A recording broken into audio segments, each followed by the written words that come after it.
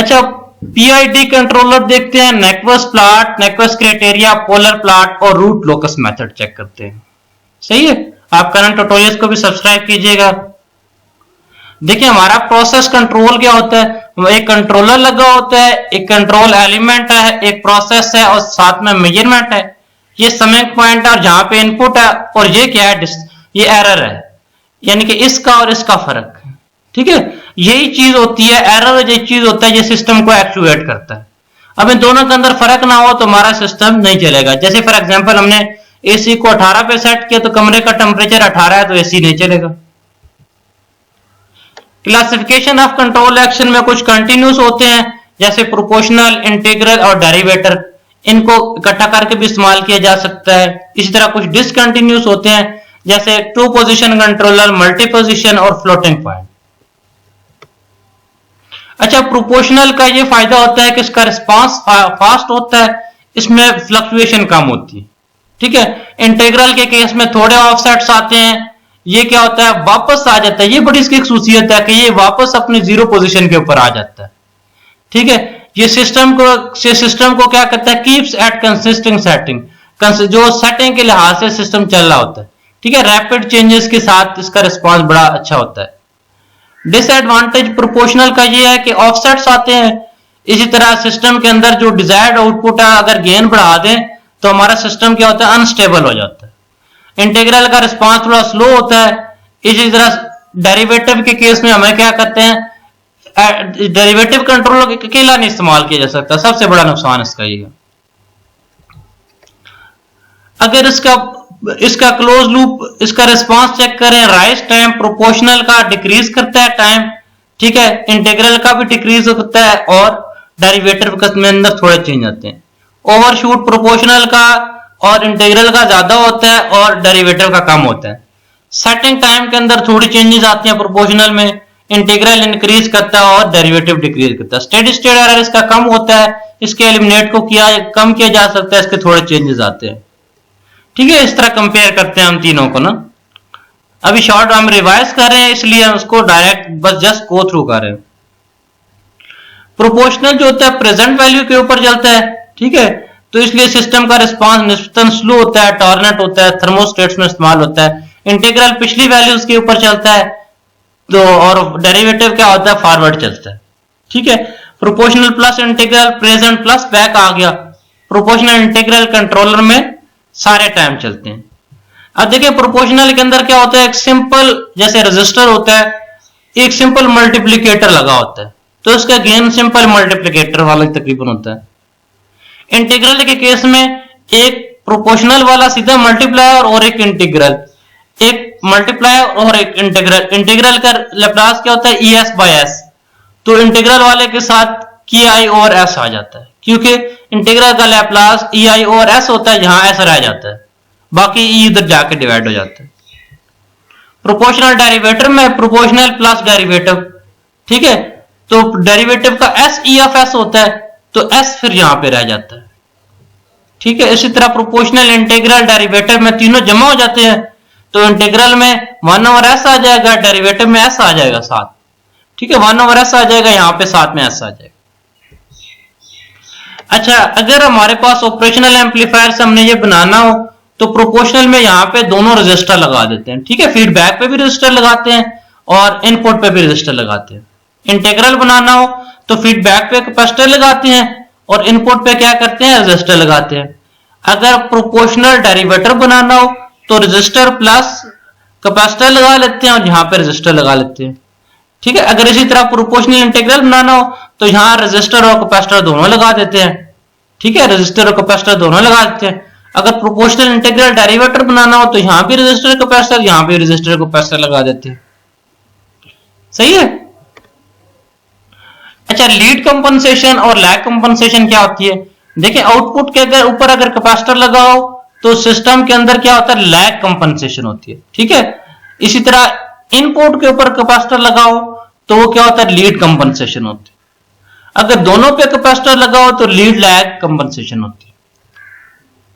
अच्छा, नेक्वस प्लॉट और polar plot में जाहिर कोई फर्क नहीं है। नेक्वस प्लॉट में बस सिर्फ एक फर्क है, लिमिट जो है माइनस इन्फिनिटी से इन्फिनिटी तक होती है और पोलर प्लॉट में 0 से इन्फिनिटी होती है। सबसे पहले क्या करते हैं, स्टार्ट करते हैं, इसका मैग्नीट्यूड लेते हैं, फिर इसका एंगल लेते हैं। ठीक है, मैग्नीट्यूड और एंगल को ओमेगा इज इक्वल टू 0 के ऊपर फाइंड करते हैं, omega is equal to infinity के ऊपर फाइंड करते हैं। ठीक है, जो मैग्नीट्यूड होता है उसमें इमेजिनरी पार्ट को 0 पुट कर दें तो हमारे पास वो पॉइंट निकल आता है जहां रियल एक्सिस को क्रॉस कर रहा होता है। अगर रियल पार्ट को 0 कर दें तो हमारे पास वो पॉइंट निकल आता है जो इमेजिनरी एक्सिस को क्रॉस कर रहा होता है। ठीक है, हाँ देखें, ये एक छोटी सी जल्दी से एग्जांपल देखें। जी एच की वैल्यू दोनों निकाल ली, मल्टीप्लाई कर लिया। ठीक है, ये इसका रियल पार्ट है, ये इसका इमेजिनरी पार्ट है। जब पहले क्या कर लिया, इसका मैग्नीट्यूड निकाल लिया। ठीक है, एंगल निकाल लिया, ओमेगा इज इक्वल टू 0 के ऊपर वैल्यू निकालें, फिर omega is equal to infinity के ऊपर निकालें। ठीक है, आप रियल पार्ट इमेजिनरी पार्ट को जब इक्वल टू 0 पुट करेंगे तो रियल एक्सिस को जो क्रॉस कर रहा है वो पॉइंट निकला है ओमेगा इज इक्वल टू 6.56। इसी तरह अगर रियल पार्ट को 0 के इक्वल पुट करेंगे तो हमारे पास वो पॉइंट निकलेगा जहां इमेजिनरी एक्सिस को क्रॉस कर रहा है, तो वो पॉइंट निकालें। ठीक है, 1.46। जहां देखें, अब इमेजिनरी एक्सिस को भी क्रॉस करने वाला पॉइंट निकाल लिया और रियल एक्सिस को भी क्रॉस करने वाला निकाल लिया। देखिए ओमेगा इज इक्वल टू 0 पे 1.67 है तो यहाँ पे डॉट लगा देते हैं।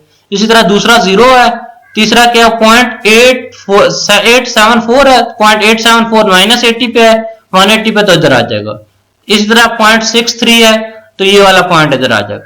ठीक है, इस तरह इसके कंटूर्स बनाते हैं। इस पे बात देखते हैं कि ये -1 को सर्कल कर रहा है।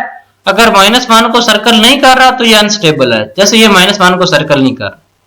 ठीक है, अगर -1 को काउंटर क्लॉकवाइज सर्कल कर रहा हो, ठीक है, तो उस केस में फिर नंबर ऑफ पोल्स देखे जाते हैं, जितने राइट ऑफ पोल्स में है उतने हैं तो सिस्टम स्टेबल होगा। ठीक है, अगर नहीं है तो अनस्टेबल होगा। अगर क्लॉकवाइज सेंटर कर रहा हो तो उस केस में सिस्टम अनस्टेबल होगा।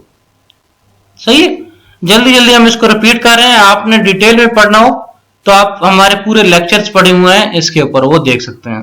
प्लेलिस्ट के अंदर जाएं कंट्रोल सिस्टम की। अच्छा, रूट लोकस जो है फीडबैक के ऊपर करता है, सारा डिपेंड करता है g/1 प्लस जी एच। अब नीचे कैरेक्टरिस्टिक्स इक्वेशन होती है, इसको इक्वल टू 0 पुट करते हैं तो G H is equal to -1 आ जाता है। अगर मैग्नीट्यूड देखें तो जी एच का मैग्नीट्यूड इज इक्वल टू 1 होता है। एंगल देखें तो -1 का जो एंगल होता है -180 डिग्री होता है।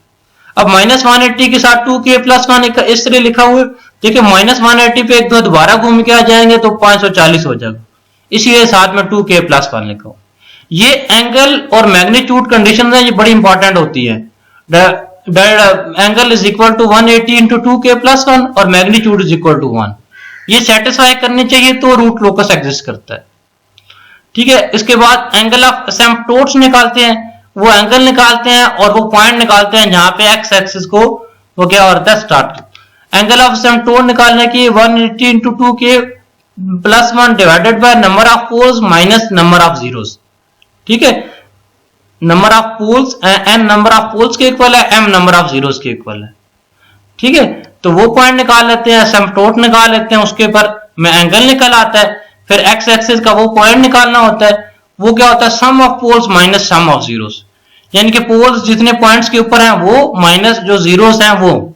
ठीक है, वो निकालने हैं, उसका रिजल्ट निकालने के बाद जो ये वाली वैल्यूज आती है सिग्मा की, यानी कि -1 सिग्मा के ऊपर जाके वो जो एंगल हमने एंगल ऑफ एसिम्पटोट निकाले होते हैं वो पुट कर देते हैं।